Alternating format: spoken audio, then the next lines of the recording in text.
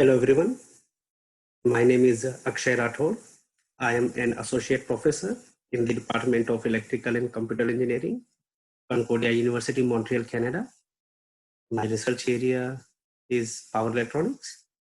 I work on motor drives as well, mainly for solar photovoltaics, fuel cells, and transportation electrification applications. So today I will discuss one of the field of power electronics, which is current fed converters. So I will talk about advanced power electronics research based on fundamental circuit theory.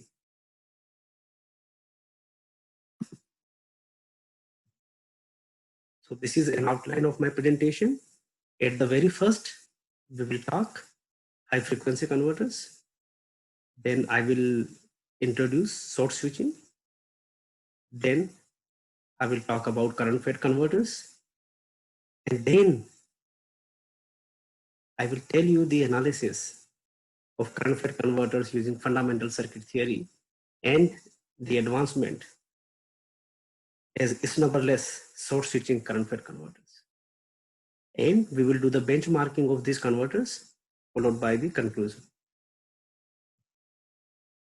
So these were my two PhD students, Dr. Pen Shuawei.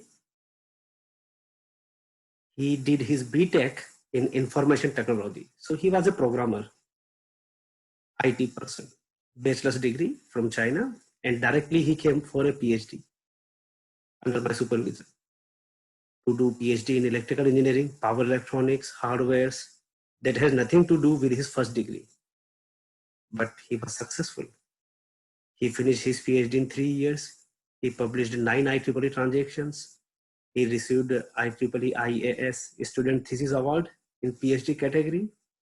And right now he is associate professor in Harbin Institute of Technology, Shenzhen campus, China.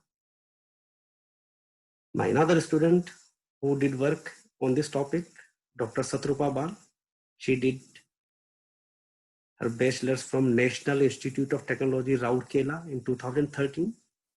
You can see she is a woman, and directly after BTech, she came for a PhD. She finished her PhD in 4 years. She was the recipient of 2019 IEEE IAS Student Thesis Award in PhD category, first place.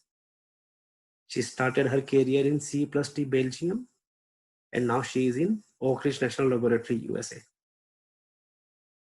So why these two students were successful? Thesis award, PhD after BTech. She also published 4 transactions. Within time, he was IT guy. The reason was they had the basic knowledge of electrical circuits, because despite it is IT branch or electrical engineering branch, or they did not do any masters, so they did not have a knowledge of advanced power electronics or advanced electrical engineering. But in their second year, third year, they might have taken a course electrical circuits. So just that knowledge of electrical circuits helped them completing their PhD with an award-winning thesis, high quality deliverables in terms of transactions, and getting good jobs immediately after that. So that's what I will explain today. A fundamental circuit knowledge is good enough for advanced power electronic research and do a successful research. So what was the approach by them? Fundamentals of electrical circuits. What is that? Kirchhoff current law, KCL, and Kirchhoff voltage law, KVL. And what do we have in a power electronic circuits? Majority of the components are L, inductor, and C, capacitor. So you should know the differential equations, the voltage and current relationship for an inductor, similarly voltage and current relationship for a capacitor. Just this knowledge. So let us start with high frequency power supplies. Why do we go for high frequency power conversion systems? Because we need a compact power supply. We need a very lightweight power supply. We need a low cost power supply. And all these benefits comes because as you increase the switching frequency or a frequency of a power supply, the volume and the cost of magnetics, filters, and passive components inside the circuits is significantly reduced. But if you increase the high frequency of a power supply, there are some issues with that. You are turning the switch on and you are turning the switch off at a higher rate. Increasing the switching frequency means increasing the rate of on and off. So this is causing higher turn on losses and higher turn off losses. So if switching frequency is high, the number of instances for turning on and turning off the switches increases. And because of this overlap, you have VI into T, which is energy trapped in this overlap area, multiplied by the switching frequency is basically power loss. So this power loss is increasing. So this power loss is increasing, which is known as switching losses of the semiconductor devices. It will reduce the efficiency of the power conversion circuit, and you will need basically more thermal requirement like that. You will need a large heat sink and you will need a fan for cooling to reduce the temperature that is increased by the switching losses. So somehow high switching frequency gives you some benefit, but this is the demerit of that. To avoid this demerit, we go for soft switching. Now you can see there is no overlap between voltage and current waveform during turn on, and there is no overlap in the current and voltage waveform during turn off. They are completely decoupled. And this is called basically soft switching. Zero voltage switching at turn on. Voltage across the switch goes to zero, then the switch starts conducting the current. Similarly, at turn off, current through the switch goes to zero, then switch is turned off and then voltage starts rising. So always V into I is zero. Similarly, I into V is zero and switching losses are eliminated. So that's how we go for short switching. And the merit of short switching are switching losses are eliminated or reduced. Then efficiency is improved. Thermal requirement is reduced. So overall demerit of hard switchings are eliminated now by implementing short switching. And you can increase the switching frequency of operation and you can achieve all the benefit of high frequency switching now. So whenever you plan for high frequency switching, you go for basically short switching along with. I see. So short switching techniques can be of three types. One is pulse width modulation technique. Another is auxiliary transition circuitry. And another thing is resonant tank. Pulse width modulation is basically software based. You turn the switch on and off such that it achieves short switching. In auxiliary transition circuitry, you introduce additional footprints, additional switch or additional passive components to achieve the short switching. In resonant tank, you are basically adding some resonant device, resonant components like inductors and capacitors to achieve resonance. And that resonance will give you short switching. So in pulse width modulation technique is software based, which is your on and off of the devices. So it is very simple to implement because there is no additional component. You are just getting the switch on and off at the right timing so that the devices are maintaining short switching. In auxiliary transition circuitry, you are using additional components, additional switches, additional drivers, and that way you are increasing the control requirement. Resonant tank, you are introducing more energy storage elements like inductors and capacitors. And once you increase the number of elements, energy storage elements, then the design becomes very difficult because the resonant frequency is given by this formula. And in order to achieve one value of resonant frequency, any one value, just you can choose any one value of resonant frequency, you can have infinite number of combinations of L and C. So L and C, the multiplication chosen such that F is unique. So in order to get a unique resonant frequency, you can have infinite combinations of L and C values. Now, which one is the best? Which can give you a compact power electronics, which can give you high efficiency, and which can give you low cost? Which one is best? LC combination for that particular value of resonant frequency. To achieve that, you need optimization. And optimization is needed. It means you should be very strong in mathematics. It needs computational intelligence. And sometimes some mathematical equations are very complex to solve. So it's a complex mathematical analysis because of additional state variables coming due to additional energy storage elements. And another thing is complex control. Resonant converters, they operate with variable frequency modulation. It means switching frequencies changing in order to regulate the output voltage, load voltage, and in order to control the power flow. So variable frequency modulation is required, and that is very difficult to implement compared to fixed frequency modulation. So resonant converters can give you source switching, but you can see the design, the analysis, the control is very complex. Auxiliary transition circuitry can give you source switching, but you need additional switches, additional driver, additional control circuit, and additional control requirement. And the natural way of source switching and the simplest way of source switching is basically pulse width modulation, PWM converters.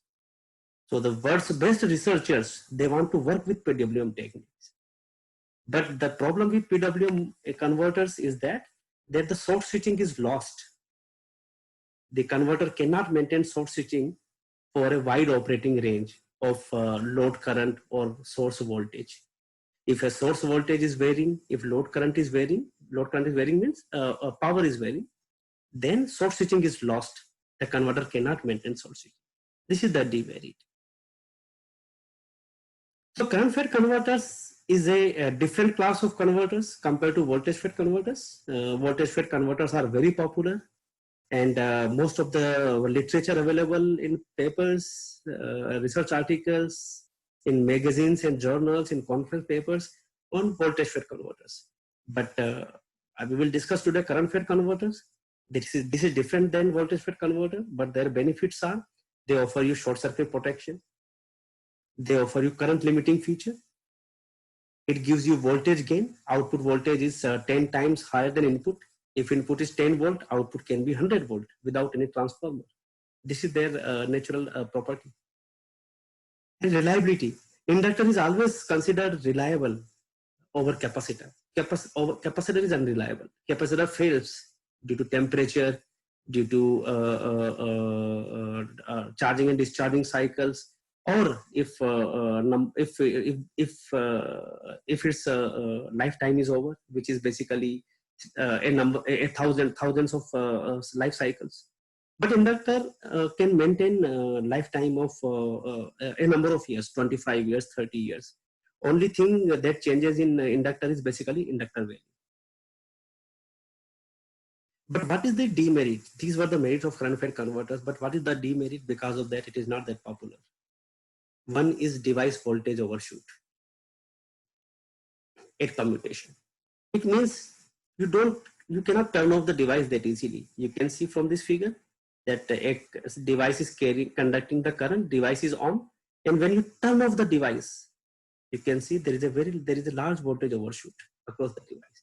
And this voltage overshoot across the device can damage the device.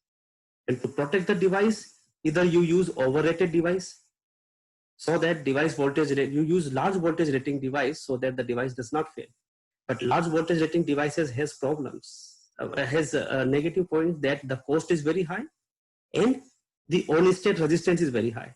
So if you use basically high voltage rated devices, then the cost of the power supply will go up and the efficiency will go down, because as the voltage rating of the device increase, its resistance also increase. Okay? Another option is that you can put snubbers to claim this voltage overshoot, so that you can cut down somewhere by putting a snubber, so that this voltage or this energy is absorbed by a snubber, and then this voltage is cut down. Instead of allowing it to go here, you can cut it down by snubber circuitry. But snubbers basically reduce the efficiency and increase the cost.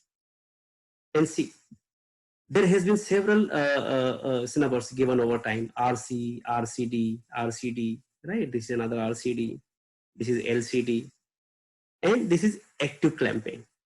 That when you want to turn the switch off, this current immediately goes through this diode, and then this energy is dumped to this capacitor. And after half a cycle, this energy is recovered back by turning this switch on and then passed to the load. Okay, so input energy which was passing through the switch, you dump to the capacitor, and later on you recover it and pass it to the load. That's how the idea of an active clamping is. So compared to all these snubbers, active clamping is the most popular because the efficiency by these snubbers RC, RCD is very low. Relatively, efficiency is high in active clamp circuitry because the loss in a diode or the loss in a resistor is much higher compared to a loss in a solid oxide, so solid state device, MOSFET. Okay, so that way active clamping is very effective and offering you high efficiency. But active clamping, but here you can see that if you put snubbers, you can see that snubbers need additional footprints. You can see the originality of the circuit is lost completely.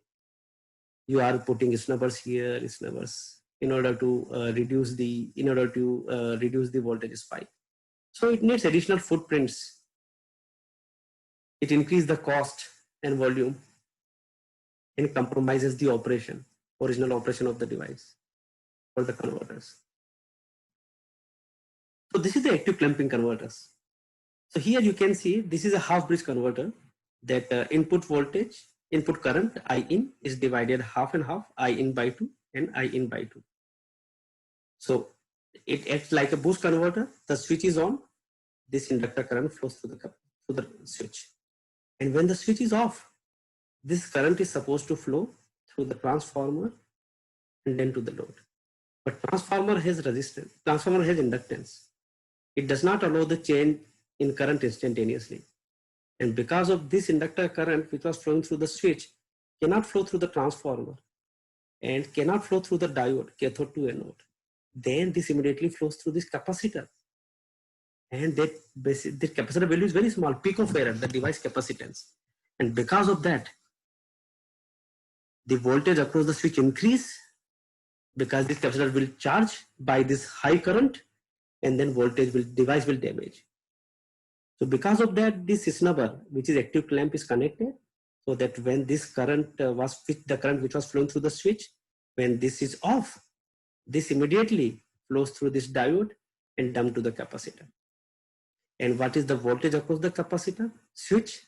The voltage across this switch is V in plus VCA by Kirchhoff voltage law, because now this diode voltage is 0. So voltage across the switch is V in plus VCA by applying Kirchhoff voltage law to this loop. Okay. So voltage is clamped across the switch immediately by this because the current flows through this diode to this capacitor.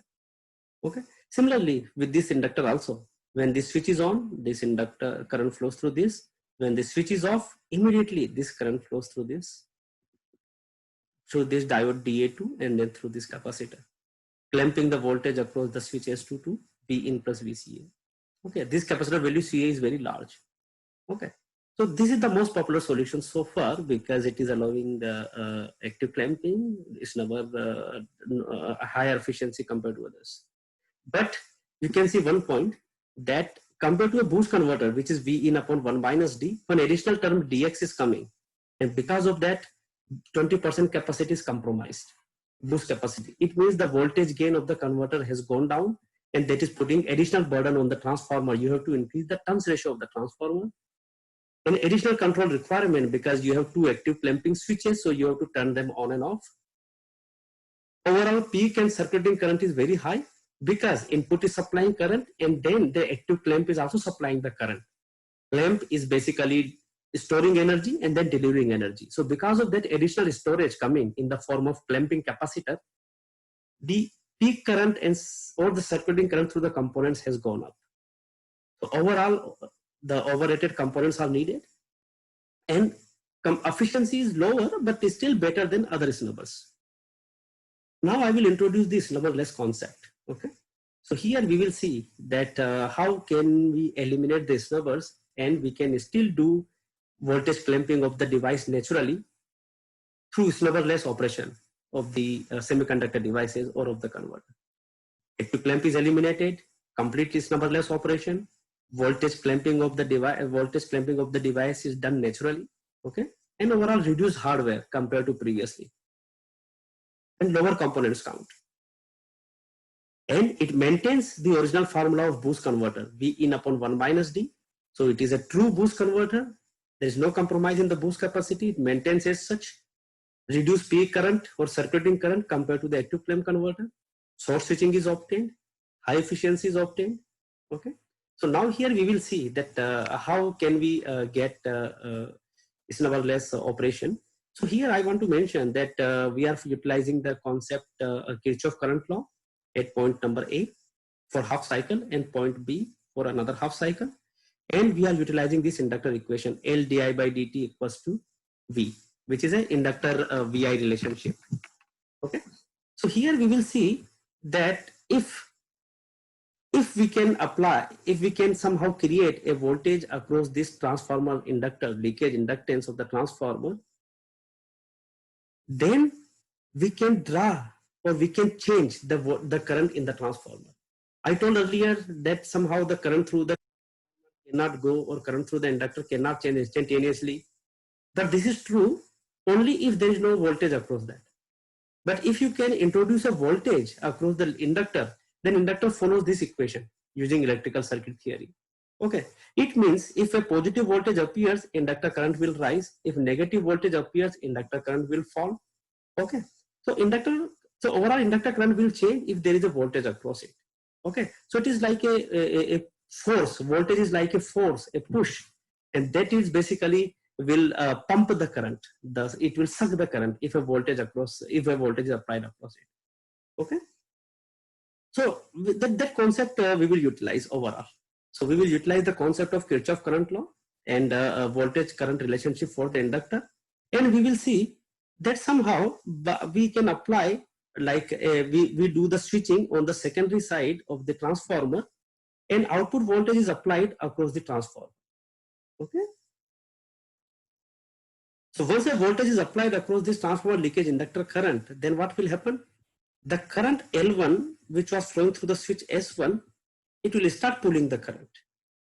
And once it starts pulling the current, and if once the inductor has pulled the entire current, then according to Kirchhoff current law, I leakage, this one, is equals to this IL1, then IS1 becomes 0, because if this current is same as this current, then this current is 0. And once this current is 0, then you can turn the switch S off. So this is the natural commutation or natural voltage clamping of the device without any snubber. So what are we doing basically? We are utilizing the voltage, output voltage, which is basically, you can say, output capacitor voltage. Okay. How are you utilizing that? You are turning the secondary side switches on so that output voltage is reflected across the transformer leakage. Once output voltage is reflected across the transformer leakage, its current will start changing. When its current starts changing means the current is coming from some point, right? So current is coming from point A, okay? And the point at A is coming from inductor, which is I in by 2. And earlier it was flowing through switch S1. Once it has pulled all the current, then switch S1 current becomes 0, and you are ready to turn it off. This is called natural commutation or zero current switching of the device. Then you don't need any snubbers. So you can, let's start. So say this is one of the steady state operating point. You can see from here, which is a T1 and T2, which is this point. Okay, I just put this cursor here. So at this point, you can see transformer current is negative, minus I in by 2, which you can see from here. This is I in is divided into 2, I in by 2, I in by 2. These are identical inductors. And this I in by 2 is flowing through the transformer. And at point A, apply Kirchhoff current law. So I in by 2, another I in by 2 will become I in, and that I in is flowing through switch S1. That's what you can see through switch. I in is flowing through transformer. I in by 2 is flowing. Okay. And the diode rectifiers are on, which is charging the output capacitor this way. Current through the transformer, here it is entering, here it is leaving, right? It's very simple. Now what do we do? To turn the switch S1 off, we bring switch S2 on first. So you can see the circuit remains as such, only switch S2 is on. Once the switch S2 is on, the voltage at this side across the transformer, VAB, is 0. You can see this is a short circuit, it is 0. And this voltage V0 appears here. This is minus, which appears here.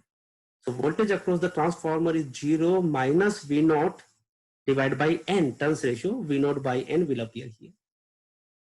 So earlier the voltage across the transformer was 0 because this was V naught by N and this V naught by N was appearing here. So overall voltage across the transformer is 0, and because of that L di by dt is 0 and the current was flat, steady, no change.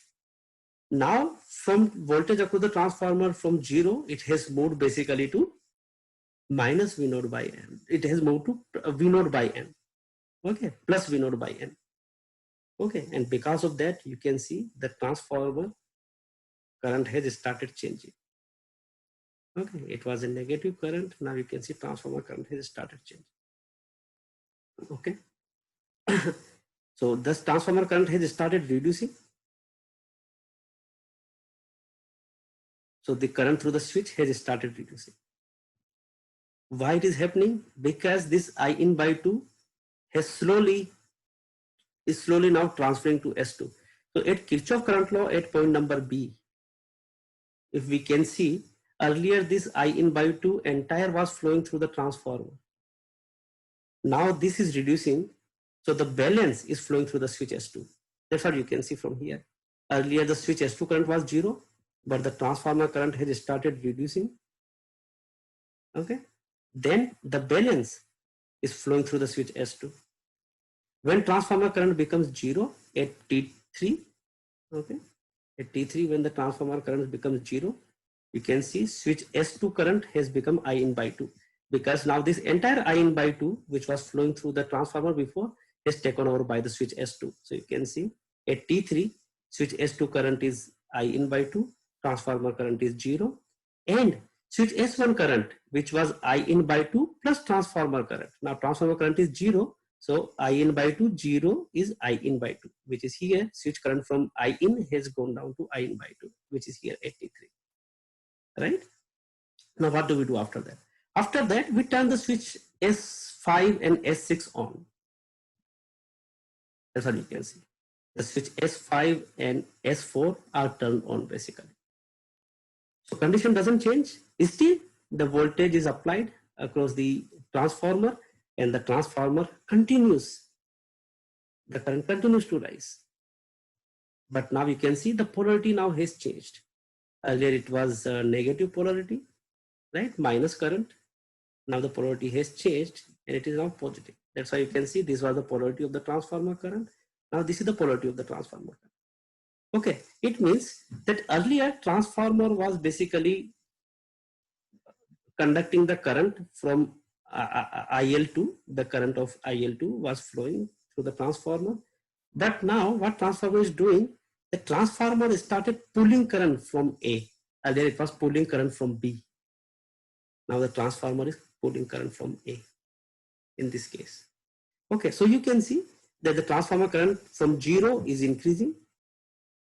So transformer current is increasing from 0. So what is the current in S1? Current in S1 is I in by 2 minus transformer current.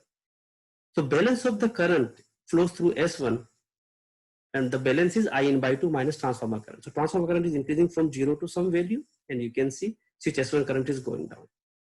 And after at T4, when the transformer current has become I in by 2, it means if at point A, the I in by 2 is coming from this inductor and the entire I in by 2 is if basically pulled by the transformer, okay, then the current flowing through the switch becomes 0 because this I in by 2 coming to A completely pulled by transformer I in by 2, then the switch current is 0. That's why you can see the switch current is 0, which is this point now.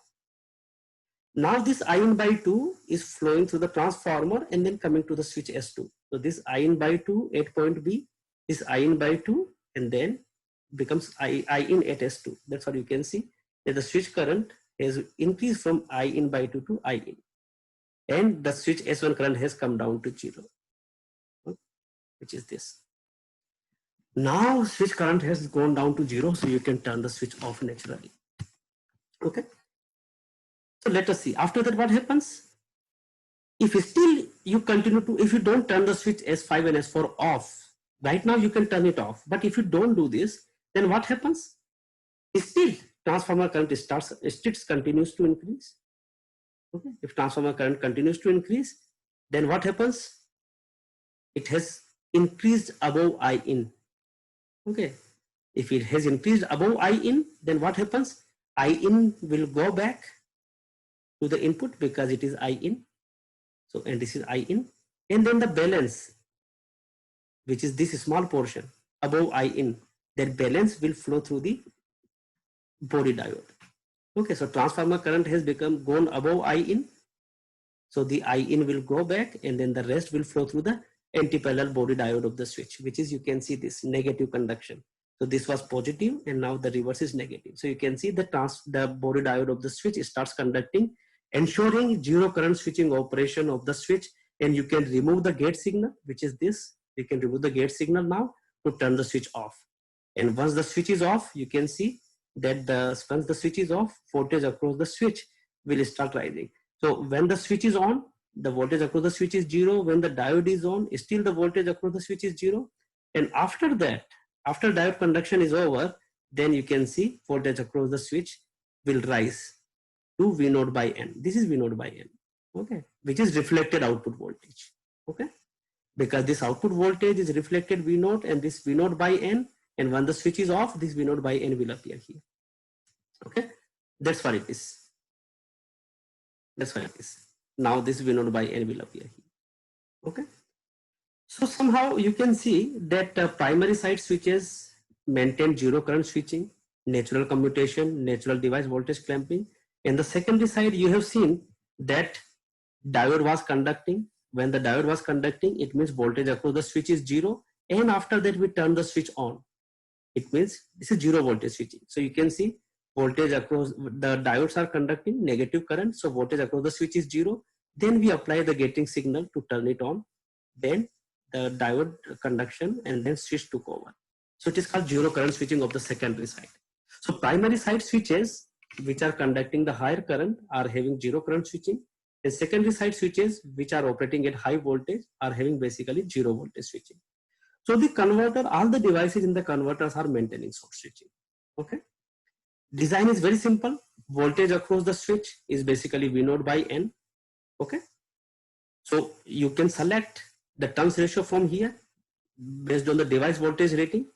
This is V naught by N. Output voltage is fixed.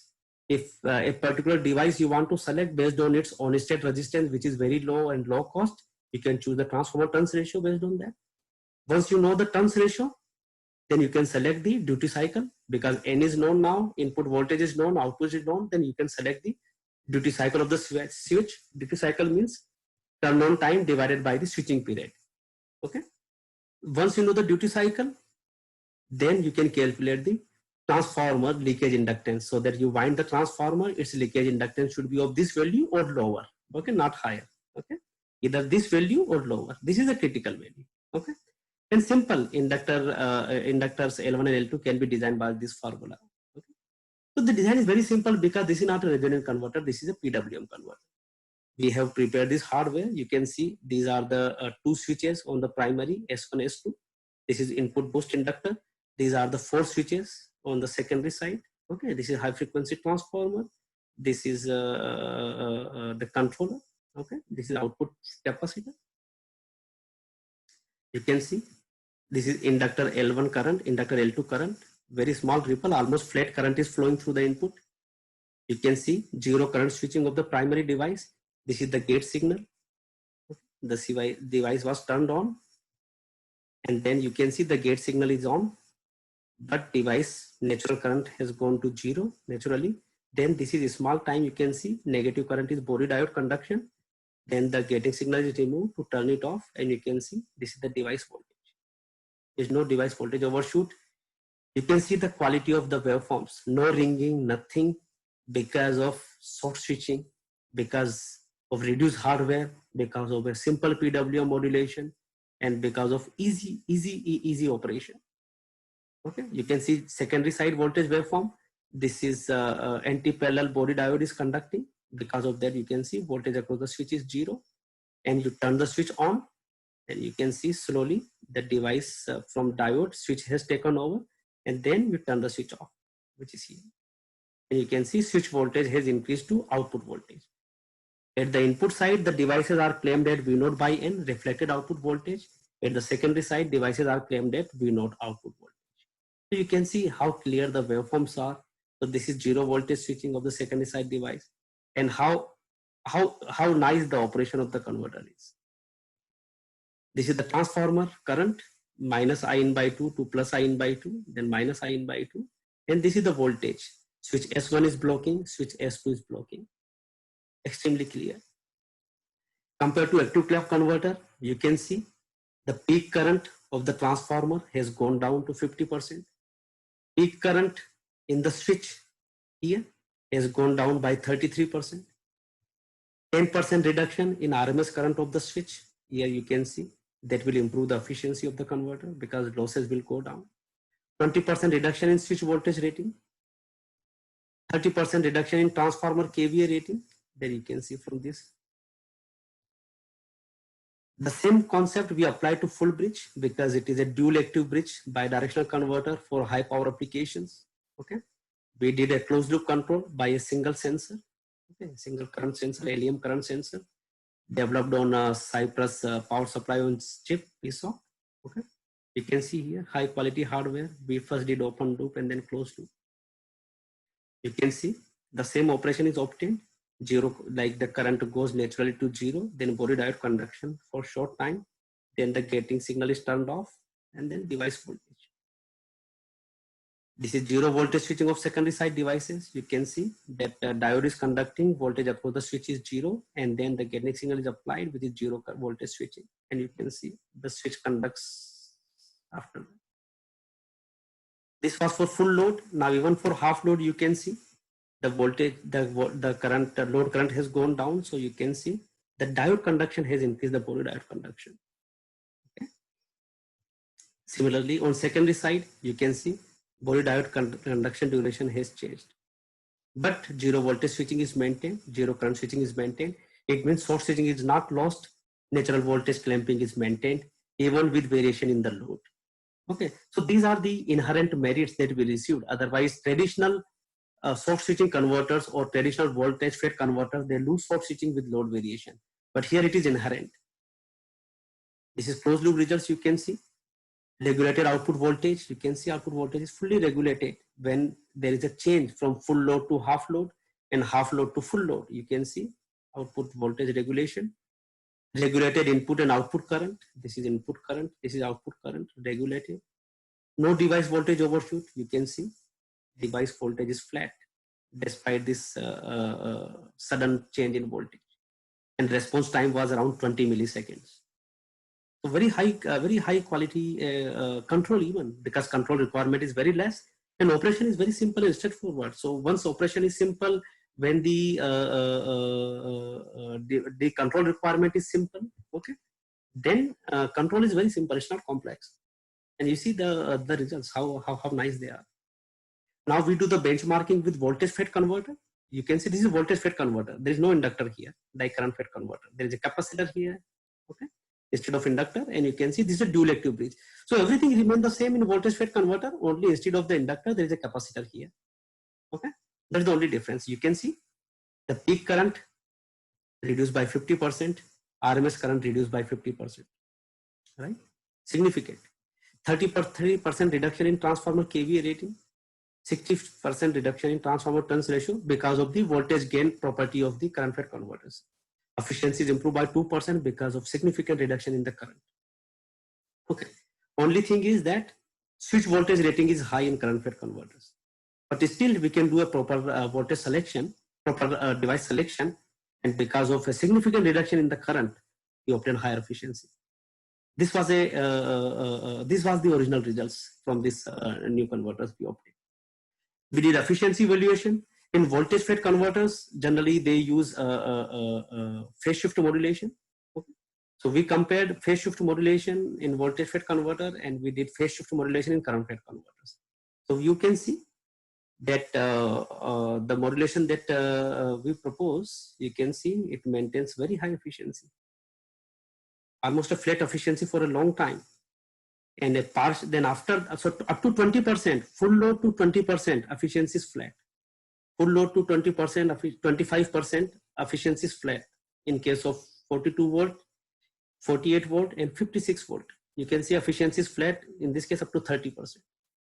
Okay, then efficiency goes down, but still partial load efficiency by our modulation is high. It is as high as 15% at 10% load. It is basically 7% high at 10% load, but higher voltage because current is lower at higher voltage. So this specification is 42 to 56 volt. These are basically for energy storage, hybrid electric vehicles, and DC microgrid applications. So all the power supply engineers, they want to obtain flat efficiency from full load to light load. And this is an example for that. We are maintaining 96 or 97.5% efficiency in our laboratory prototypes. And then partial load efficiency at 10% is at 10% load is high, 7% high or 15% high based on the voltage variation. Completely new results. So in summary, current fed converters are suitable for low voltage, high current applications requiring high voltage gain. Transformer-less operation is possible. High gain circuit topologies can be designed. Historical problem of device commutation and voltage overshoot is completely eliminated. We did not put any snubbers, we did not put any additional components. Complete snubberless operation with simple modulation techniques and reduced hardware. Very simple concept, but very effective and experimentally proven. And it is justified in our publications for fuel cells, energy storage, and solar applications. Thank you very much. And I will be happy to take any queries. You can email me. Thank you very much. And I wish you all the best in your career, and look forward to meeting you all in person soon. And good luck with your research, and keep in touch. Feel free to approach me.